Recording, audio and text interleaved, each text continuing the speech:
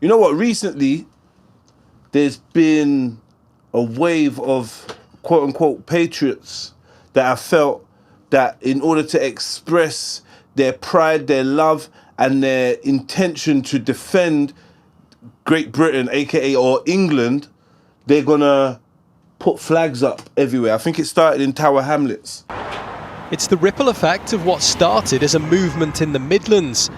So, is this pride or prejudice? The Brickfields area of Worcester is covered in flags. Carla's part of a group putting them up. It's all about bringing the communities together. It's about love, peace, unity. Nothing to do with racism, as people keep stating. But this has brought people out. Everyone's coming out. And a lot more people are voicing their opinions now. Obviously about illegal immigration, undocumented males. When you see all of these flags, all of these St George's flags around here, can you understand why some people might be a bit intimidated by that? No. Not at all? No. My true belief is if you're in England, you should not be intimidated and you should not be insulted by the English flag. The flag does have some connotations with fairly extremist views, and I think that's where that comes from, that potential fear of it.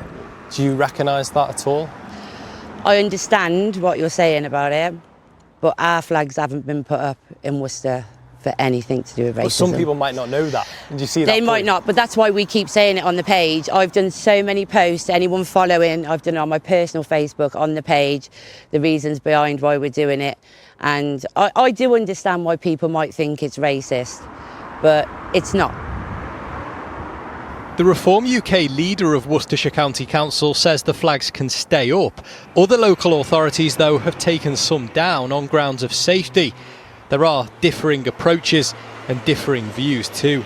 Do you think this is a good thing, these flags popping up in such big numbers? Not really, but why has it got to this stage? It's nice to see them up.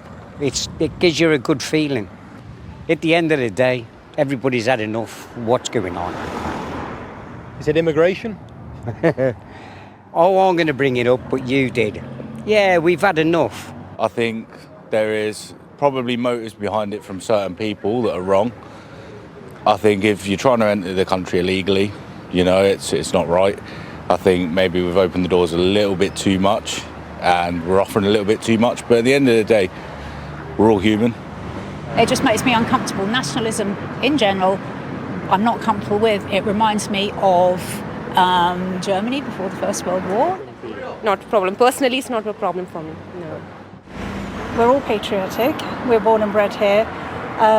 If it's for that reason and we're proud of our country, that's absolutely fine. But if there's any other intent behind there that it's having negative connotations, then obviously... And which do you think it is? They're putting up the England flag, yeah, the St George's Cross. And they're putting that up everywhere, and then the council came and took it down, and then people all around England are like taking on this new activity of putting a red cross on a white surface. They're doing roundabouts. They're painting letterboxes. They're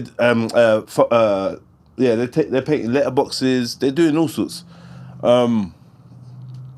Personally, yeah, I just think to myself,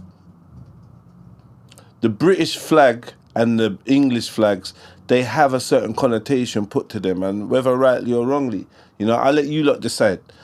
But they got a certain connotation to them, and they're usually activated or utilized when there's some racial stuff going on. Do you know what I mean? So it's unfortunate for the people of England who want to express their patriotism and their national love and whatnot, that their flags got a stigma that, I don't know. Some other people's flags don't have that stigma. Do you know what I mean? So when they fly their flag in their country, no one cares. Everyone's like, yeah, that's our country. Yeah, big up. But in England, you know what I mean, it's difficult for them to express it without people accusing them of being racist. Unfortunately, many racists have adopted, you know, the flag as their colours, as their emblem. So, yeah. This flag, these symbols, they represent white supremacy. They represent my parents were chased down the road by people waving both of these flags with me in a pram.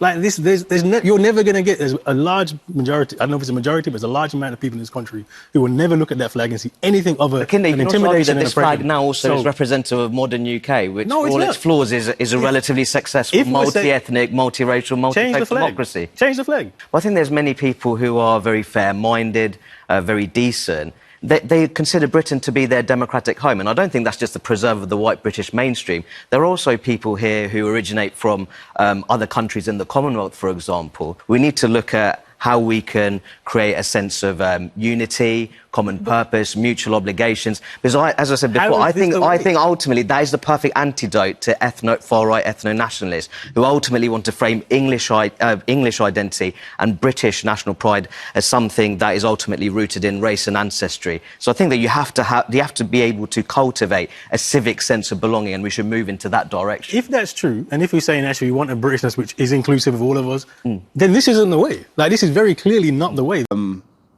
And I don't know if there's anything that can be done to kind of wash that away. It is what it is. I wouldn't suggest any nation have to change their flag in order for a minority that resides within it or an outside perspective to be changed. I just think that's a ridiculous request. It's not you, because no other nation is going to want to do that. Is what it is, man. I'm not a very nationalistic person. You know what I mean? And I feel like the whole flags thing, most of them are based on made-up borders and it's about politics. So I've never really been into the rep your flag thing, and I don't really too rate it. But each to their own, like I said, man. But yeah, that was an interesting thing. Let's move on to the next one, man. Yeah, boom. Police officer has been jailed. A former police officer has been jailed for 4 months. Because during a search at somebody's home, he stole a pair of underwear. Yo, on the video, he could be seen secreting. No, not secreting. What's the word? I don't know, but you get me. Shubbing the pink panties in his pocket. Yeah, thinking he's gonna get away with it, but there was some camera that caught him. And yeah, my man's been sent to jail. Rah, is that what the feds is on? Obviously, he's a panty sniffer or maybe a panty wearer or maybe both. You get me? But this is another thing, man. It's a small thing, but like, keep showing you, man. These police officers, they're just as bad as the people that they claim to be, trying to put behind bars. Coming to people's yards, stealing their underwear. What a violation. Nasty, man. Freak. And he went for the pink ones as well. Yeah, my man tries shoplift. He's doing the sly, like, you get me, the sly little tuck away. Mad thing. Imagine you're a police officer, or you used to be a police officer, and you've now gone to jail for stealing someone's pants, knickers. Like, what's your family thinking? Like, how do you look in the mirror? That's mad. What are you in jail for? Theft of what?